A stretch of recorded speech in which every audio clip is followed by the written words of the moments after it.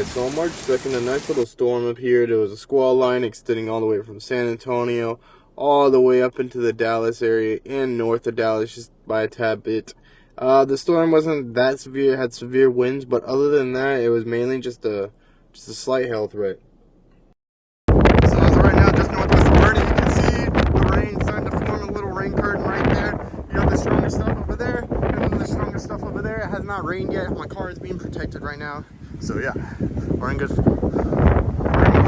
Nice little storm. Looks like the main part of the storm is starting to blow in right now. Incredible winds happening right at this very moment. See right over there the rain shaft. Here comes the intercept. Here we go. We got a severe warning storm just about to hit Welfare, Texas, in between Bernie and Comfort. And now we see Scud rising up over there. Nothing tornadic about this, just a severe hail threat and wind threat. Yeah. Ooh, nice little lightning strike. So you can see the structure somewhat in there. You can't really see it right now. The exposure is too high in that area. But intense structure right there. See the little dropping right there? That's where the storms are going to be. It's right there. So, prepare.